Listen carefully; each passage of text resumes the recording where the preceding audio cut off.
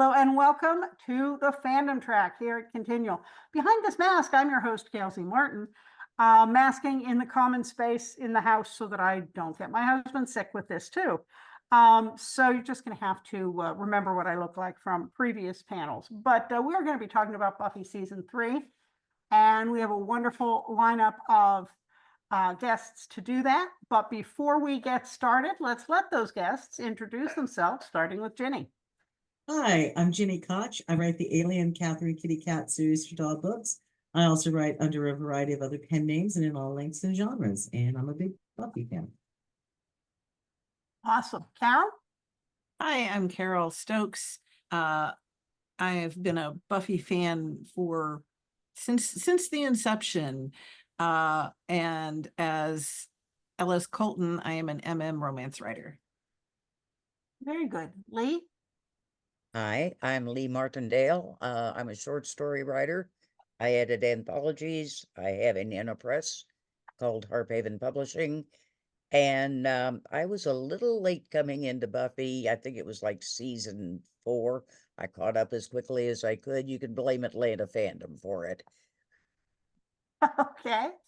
Jen? Hi, I'm Jen Karner, and I'm the author of Cinders of Yesterday, which is a sapphic paranormal fantasy. And I have been involved in the Buffy fandom since way back in the LiveJournal and GeoCities days, where I ran fanfic archives and spent entirely too much time on aesthetics. And Hansi? Hi, I'm Hansi Oppenheimer. My company is squeakprojects.com. I like to collaborate with other artists, and I have been documenting fandom since 2002. And at this point, I'm done documenting it, and I'm looking for a library or someone who's interested in it. Okay. And I'm Gail C. Martin and Morgan Bryce. As Gail, I write epic and urban fantasy. As Morgan, I write urban fantasy, male paranormal romance. And so shows like Buffy, anything with vampires and magic, is right up my alley. So let's start with kind of a big scope question. In season 3, what do you think was the best story arc? Ginny? Well, I just want to go on record. I think season 3 is the strongest season of the entire show. Absolutely. This is like the best season. There are other seasons that have great episodes, but this one is just hugely pivotal. It all comes together in so many ways, yeah. Exactly, and it all matters. So to me, they hit the ground running with Anne, which is huge. I think the first episode is Buffy's mother has basically said, oh, if you do X, don't come home, like a lot of parents do. And then she, messed around and found out because Buffy didn't come home. This happens a lot in real life, and parents are like, oh, what did I do? You told your kid not to come home. Your kid believed you, right? So when Joyce blames Giles right, it's your fault. I'm like, how did that man not slap her? Okay, no, it's your fault. But Anne is great because we see a character that had been in an earlier episode, the sad one. Oh, Chanterelle. Right. And we see her, and Buffy ends up saving her, and she becomes Anne, who we will see later in Angel right? As a super strong protector. And I just loved that through line. The ending of the episode, can I be Anne? Right? Because Anne was strong. And I just loved that little through line on the character into both shows. And it's just this is what happens, parents, when you tell your children, get out. They do. And here she is. You're lucky she's got a job in a restaurant. That's surprising me too. It's like later on in season 6, like she can't work in a fast food place. Like she's terrible, but she's responsible enough to get an apartment and a job while she's completely lost. Right. Yeah. So, I mean, she's capable. It's just that's a writer and director choice versus, I think, a real honest character arc. If you look at it, at 17, she is able to find work in a strange city. So yeah. But Anne, that's my number one. Okay. Carol, best story arc. So I think overall for the season, there's really a big focus on identity and finding one's own identity. And several episodes, I think, hinge on who am I? Who am I in this situation, that situation? Who am I overall? And we see it in just various kinds of flavors throughout the episodes, but I'm going to go with The Wish. Because I just Good think one. it's superlative. It's But so I good. totally agree with Ginny. This whole season is so strong.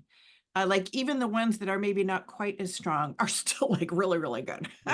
Well, there's just that they give so much nuance to character by the choices they made, like with Ban Kanzi or, Mhm. other ones where you see them out of character, but it's part of their character. So you get to, like the Zeppo, you get to see like who those characters are on their own. Mhm. Right. And that's all tying into the whole identity thing too. Yeah.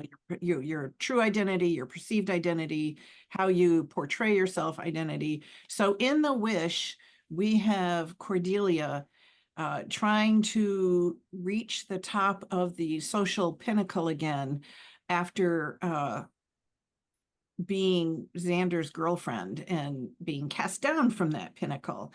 And everything is not going well for her. And she makes a wish without realizing that she's made it with a demon. Mhm. And we get to meet Anya, who will have lasting repercussions throughout the season. But here, Anya grants her wish that Buffy had never come to Sunnydale. And what we see is everybody that we know completely different. Mhm. Willow and Xander are evil vampires working with the master, and we still have Giles fighting on the side of the white hats, but floundering out of his depth and with no Slayer to watch. Buffy is like a renegade Slayer, almost as we see later how Faith was. Mhm. So it's just, they weave so much in. And the alternate universe is so brilliantly built. The characters so brilliant, so well portrayed, and it's just breathtaking. It is just breathtaking. And when it comes down to that final slow-mo battle / dance, we're just riveted watching as they all meet their fate in this alternate universe. Everybody ends up killing the person they love. Yeah. Yeah. Yep. And it's just so wonderful and so you can just see it overwhelms me with its wonderfulness. So yeah, I think a tremendous season, and really as the jewel at the top of that tree, we have The Wish. Okay. How about you, Lee? First of all, let me make the correction. I misidentified the bad influence that got me into Buffy. It wasn't Atlanta fandom. It may be the only one that wasn't. It was Elizabeth Moon, so you can blame her. Okay. For me, I agree, strongest season of the series. There were a couple that a little on the weak side I didn't care for, but by and large, everything moved the arc. Fantastic performances. Spike was back, and it was to me the arc that stood out was coming into one's own. They survived senior year, and went through all prom and all of that dark. Um, you have Buffy basically standing up for herself. And not saying, she's not working for the council anymore. You have Well, they did Xander. that whole thing with that horrible 18-year-old ritual. Oh yeah, Helpless. yes, that was I'd have that, quit too. That was crazy. that was somebody would not have gotten out of town alive if it were me.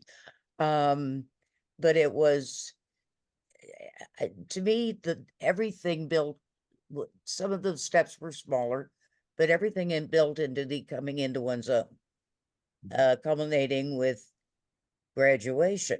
So it was, yeah, as everybody has said, it was probably one of the strongest seasons, if not the strongest of the series. Okay, Jen. So I think my favorite in terms of arc for season 3 is the entire relationship between Buffy and Faith. Because Faith works brilliantly as a dark mirror to Buffy, not just at the beginning, like on the base level of like, you've got blonde brunette, you've got the California girl and the Boston girl, but actually on a deeper level, especially after Bad Girls when Faith goes dark side, because then Buffy has Giles and Faith has the only person who ever really cared about her, not anything else but Faith the person in the mayor. And I think the episode that really encapsulates that beautifully is Enemies. It's yes. when everything finally comes to a head. But that entire journey for Buffy, I think, is so pivotal to what makes season 3 great, because Buffy has spent so much time of everyone telling her that she's good and this, that, and the other. But through her interactions with Faith, she can see where she has been set up to succeed, where Faith wasn't, and where she can make the right choice. Like in that immediate moment in Bad Girls, when Faith stabs the mayor's aide, Faith freezes, Buffy freezes, and then Buffy immediately clicks to, we have to tell someone, we have to tell the police, whereas Faith goes the opposite direction. And I don't think that without that like interwoven storyline that starts in the first episode, and the first half of that arc ends with Graduation Part 2, where Buffy gets the mayor to chase her into the library by showing him Faith's knife covered in her blood. So for me, that's absolutely like, that's the through line. Like there's so many pieces of it, but if I have to pick like a singular arc, it's that relationship for me every time. Okay, Hansi. Well, I was looking at episodes, so I wasn't thinking in arcs. So I'm gonna say Band Candy is just like one of the most delightful episodes, because you get to see who people were when they were, how Giles was Ripper and Joyce was Truce Newton. And I love like Joyce and Giles like fling. And Buffy's like, never tell me about it. And then Earshot rolls around and Buffy's like, damn it. I was just thinking that. And Yeah. Yeah. She's like, oh my God, no. On the hood of a police car. Yeah. Twice. Doesn't she ask what's a stevedore? I've been doing a season 3 rewatch with a friend of mine who's never seen the series at all before, and it is amazing. Fun. We're like halfway. We just finished the Zeppo on Sunday night, and then I was like, no, we can't go any further because we can only watch what's coming in like 2s and 4s to get through this. Yeah, it gets pretty dark. Although I understand Faith. I think if I had those powers at 17, I would have turned out like Faith. I just also, my whole thing with Faith accidentally stabbing that guy, he's evil. Okay. That's a bad person doing bad things. And I even, likely I came to it late, but I came to it later than any of you. It was already done with. All seasons were done, so I could watch them straight through. And I'm like, that's a bad man doing bad. I don't care that he's cute. He's a bad man doing bad things. Except that he's literally there to get in touch with the Slayers to turn the mayor in before the ascension that will make him invulnerable to being harmed in any way, shape, or form. Yeah, Like, yeah. that's the tragedy of it, is that like he was Fine.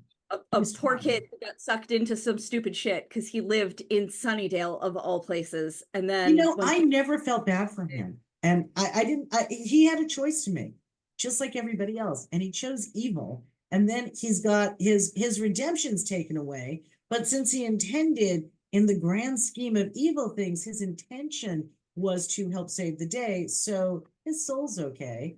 I didn't feel bad when that happened. And I'm I- like, wow. I I just think did not, maybe yeah.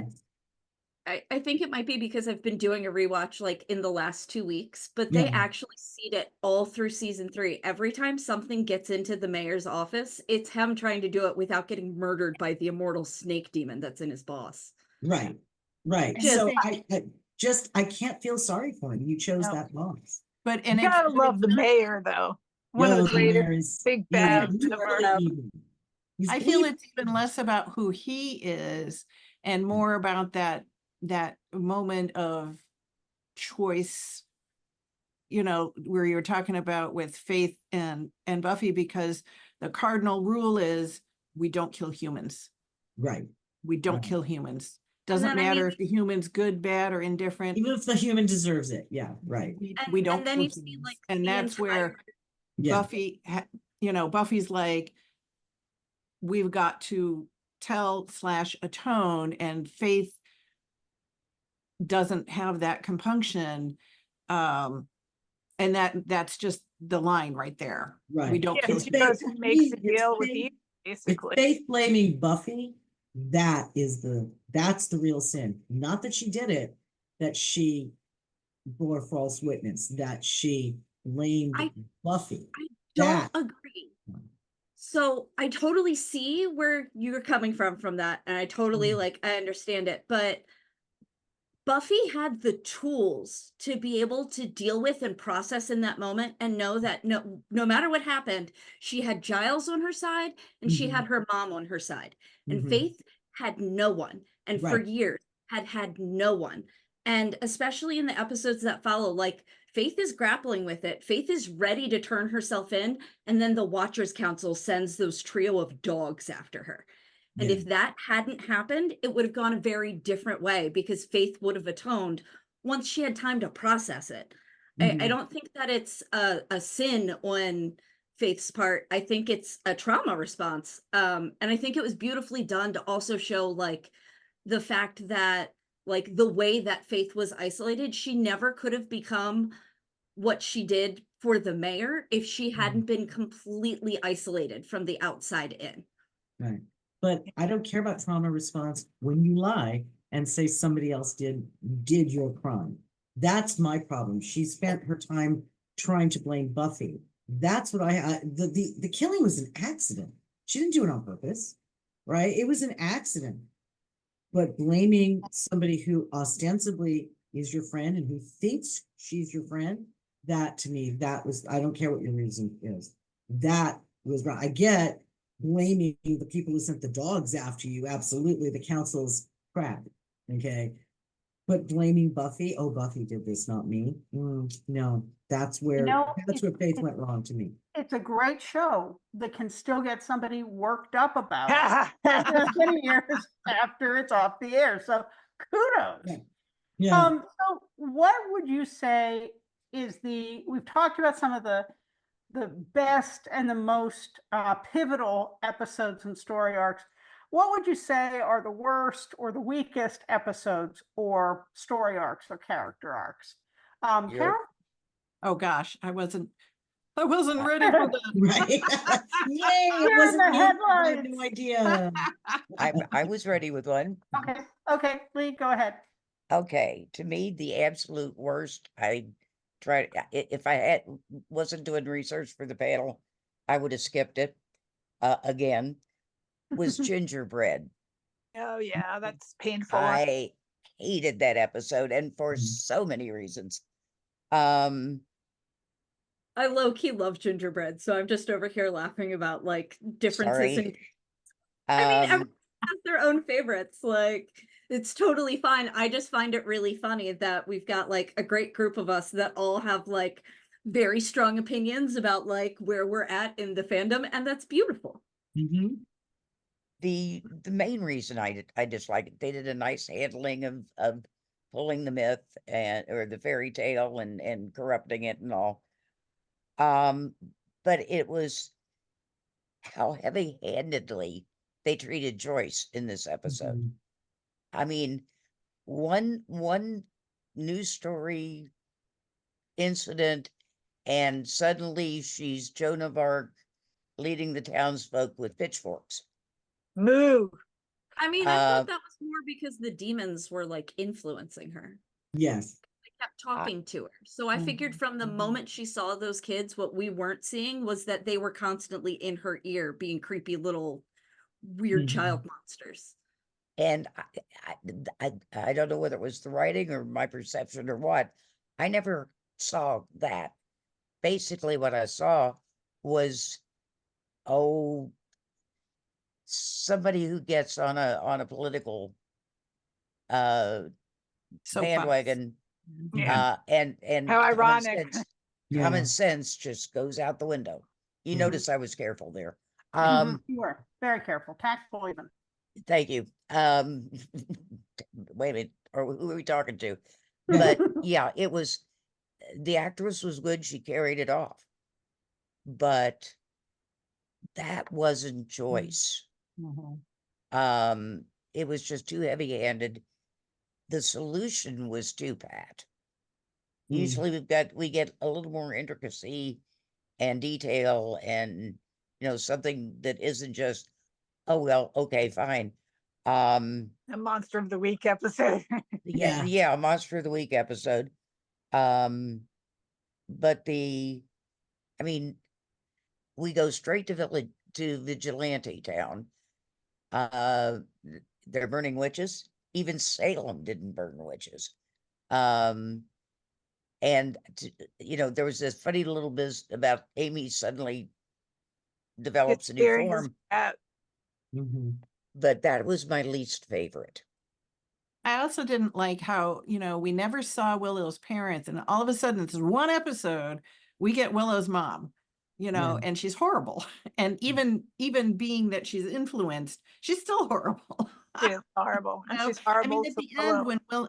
end when Willow is saying, oh, she's gone back to like totally ignoring what I'm doing and stuff, and it's like that's not good. Yeah. You it's not know, good. Right. But yeah, and now that I've gathered my marbles, I was gonna say gingerbread too, so I will go with Dead Man's Party. Mhm. Oh, I love that episode. What I didn't Oh, love- it's painful to watch them all arguing. That is really her and Willow. It is painful, but I enjoyed that episode simply for Giles muttering in his car as he's driving across town. Oh, look what at a my pretty mask. Ooh, oh, I so- love that. That is great. Yeah. Yeah. Yes, That I love same that. episode. We also say a lot in our house that when they're talking about what kind of party to have, that we want a whole lot of Hoot hoot, nanny. a little I bit of can do a nanny. hoot nanny. Yeah, I can do a So hoot nanny. Is it absolutely a some great shindig, a lines. gathering, or a hoot nanny? I think it's also interesting of how tone deaf they all are, and that's going to resonate again when they bring her back from the dead. These people are clueless, right? They are never thinking what would be best for Buffy. They're thinking, what would I want? Which is very natural. I mean, that's human nature, but I just think it's really brought out well. Yeah. in Oh, that. yeah, Lee was trying to get a word in edgewise there. Just that even though that's on my worst list as well. There was this one-liner when Giles is talking to the principal, would you like me to convince you? And the reading on that, you get a glimmer of Ripper, Yeah. Yes. just a little glimmer. And I'm going, oh, there is a reason I love that man. Yes. So, but mostly I agree with everybody, what everybody had to say with that about this one. So I think my least favorite episode of the season is Beauty and the Beasts, which is the one where the bounty hunters are going after Cordelia and Buffy, who are duking it out for Slayer Fest. Yeah, I yeah. love that one. I like, it's not bad. It's just I usually skip it because it doesn't add anything to like the season as a whole. And since I tend to marathon watch these seasons, I have like my watch list and I'm like, okay, we can skip that, we can skip that. That's not worth it. And season 3 thankfully only has like a handful of episodes, and Beauty and the Beast is one of those for me. Yeah, and we just, we know that there's friction between Cordelia and Buffy, and The but like, spatula, Cordelia. to just watch them sniping at each other for the whole thing is just like, But then but where does that work get us? together. I think the only part of it that's really interesting is that it's right after Buffy gets back, and if we're tying into like Jenny said earlier, that theme of identity that runs the through line for the season, Beauty and the Beast is interesting because it's kind of like Buffy trying to reclaim who she is. And that episode is her like trying to reclaim who she was before she gets to a point where she's like, no, I don't, no more of this. Mhm. And it was So- kind of fun watching somebody else win. Yeah. So the series was very much a wait. 90s. Wait, Hansi and I haven't gotten to give Oh, ours. okay. Like the most. Oh, my least favorite is Revelations, because I mean, that's all Faith needed, was that push of being manipulated by someone else, and then Mhm. plus she was really annoying. Her new pseudo watcher, Yeah. right? I mean, she lied about everything and betrayed Faith again. So I'm not wild about choices, because a lot of it is setting it up so we believe that brilliant people are going to stay in a lame town. Okay. Whereas in reality, oh, I love you very much, but I'm going to go to Stanford now, or across the country to Harvard, where there aren't any demons, and I'm going to get a great education, and boy, I'll be able to represent you as a lawyer later. Versus it's just, Buffy, oh, I'm tied here, I'm tied there, all the other stuff, and Willow's, I mean, it's a legitimate thing, and it happens all the time. But in real life, your friends don't stay. Your friends go away, and you have to make new friends. And they didn't do that. And I get it, you're a series regular, you're not walking off this show. Okay. But from a realism standpoint, I know we're talking about demons and vampires, but there is a strong realistic aspect that grounds the show into this is what it could be like. I just don't for a minute believe that Willow it makes that level of sacrifice of her, or that her parents allow it. Okay, they may not be paying attention, but I got to tell you, your kid's getting every prestigious college asking about it. You want her to go to one of those. but And she's also learning magic from Giles at this point, so she's Yeah, I think that it's like, I think if it had just been Buffy, if Mhm. Buffy was the only thing keeping her in Sunnydale, that Willow would have left. But yeah, it was Buffy, and it was magic, and it was Oz. yeah. And I think like, especially because I come from like a lower middle class background, like I've watched that choice play out in real time and watched it go the way it went for Willow from like people who should have gotten out of Dodge. Yeah. But just like enough of her network was all staying in one place that I didn't buy I Oz think- being in one place. I would have bought Oz and Willow picking their hot, great campus together and going. That I would have bought better. well, he Yeah. had No one's leaving. redo his semester. Yeah, so what? But he's graduated. So what? He's already done it. This guy is bright enough that if there are tests you can take, that colleges go, oh, sure. Yeah, We're I gonna imagine slip they're you all in. staying for each other. But I think Yeah. Willow was also so like sucked in by the allure of magic, and she Mhm. didn't know where she would be able to get it somewhere else, because over Yeah. and over again we see that Giles's collection of books is second only to like the Watcher libraries. Right. And I think that that is more of why she stayed, is because it was sort of Willow choosing her future, and her choice was, I don't care about the normal life. I want to Mhm. do magic and save the world. Mhm. Like, so from like a realistic point of view, absolutely with you. It makes absolutely no sense. Personally, I wish we could have seen her like go off to a cool magic school somewhere. Like Right? send her to magical college where she could write papers on like how the structure of magic works, and we see her for summer vacation. Yeah. But from the motivations we got, I always viewed it as Willow, like the path diverged in the wood and she went, that one has magic. I'll go that way. Yeah. Well, so last question. The series was very much a 90s series. Mm. Time has passed. What do you think holds up and what doesn't, given the passage of time? Lee? Besides the wardrobe, Well, yeah, Um, because the wardrobe, the music, some of those things. if you could set those characters anywhere, anytime, any location, and they'd be able to carry through pretty much as is.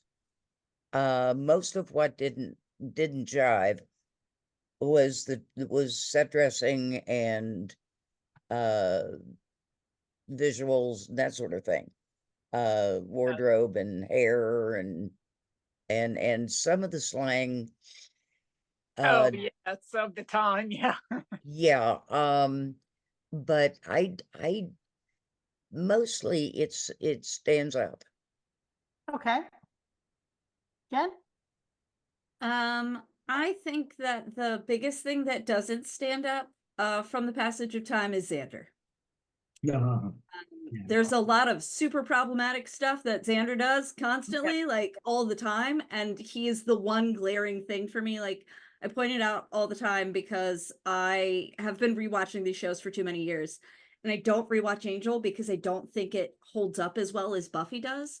I think a lot of the storylines are timeless and the set dressing like changes on decade, but just Xander is terrible, man. I had to force myself to watch the Zeppo and I did not have a good time. If one more person says to me, he's the heart of the team, I'm going to have to throat punch someone. Right? Oh, I mean, it would be 1-2. Yeah. his Right? manipulation of Buffy about her relationships was really bad. I mean, ugh. Yeah. Yeah, it's so icky. Yeah. Xander, yeah, Yeah, so that Xander, doesn't hold up for me. It's just the character of Xander Harris. yeah. But I will agree with Lee, though. There are still people exactly like him. And you could kind Oh, of, there always will be. yes, exactly. So, God forbid you ever stick with a girl who actually wants you. It's always got to be somebody better, right? So, yeah, and all the other stuff, and so many failings. 100% agree on Xander. Carol, you haven't weighed in.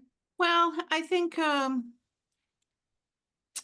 the characters do transcend, as Lee said, because again, we're coming down to people trying to find out who they are and find out their identity, and that's a classic trope. That's something that everybody goes through to some degree in some way, and so they're all on their own separate journeys with it, but nonetheless they're all relatable because of that. Cordelia, when in her rise and then her subsequent fall, and then she has to do some real soul searching and decide she wants to be a real person, not just grow up to be a trophy wife somewhere. And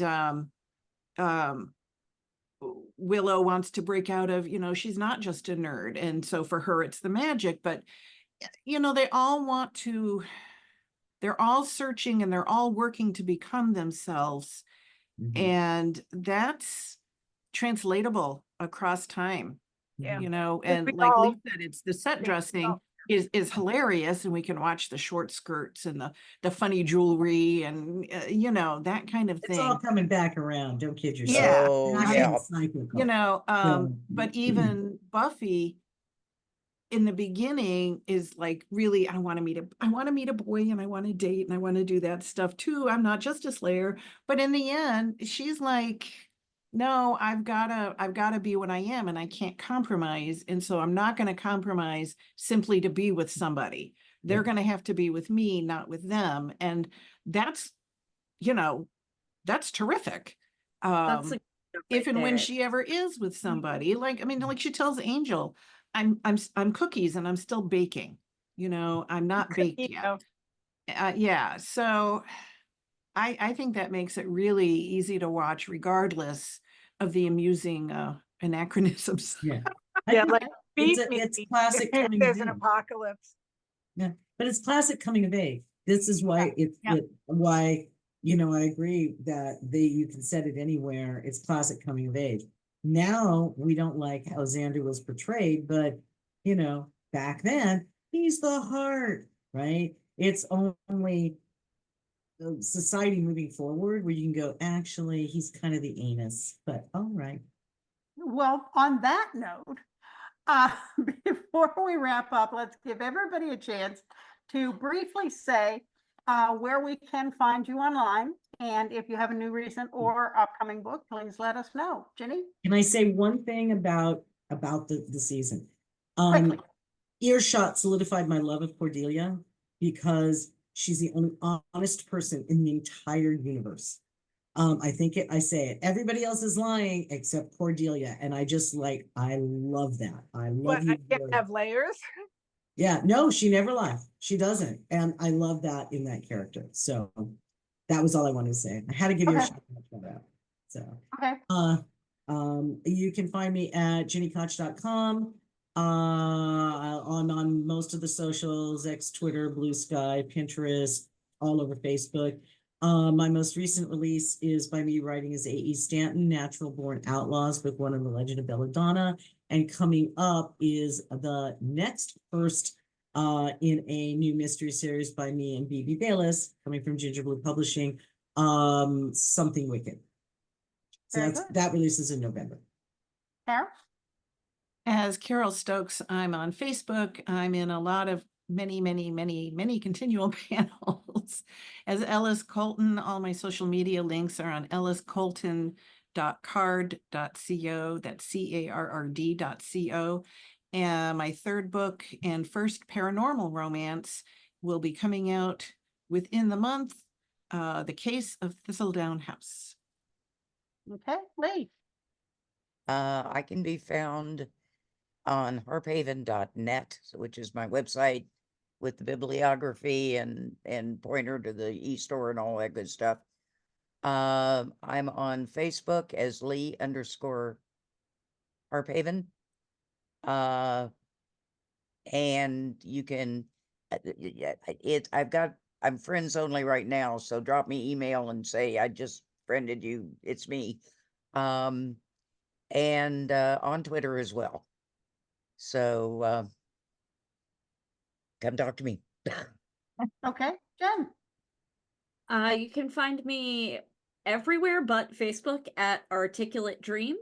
And you can also find all of my links to all the places at jenkarner.carrd.co.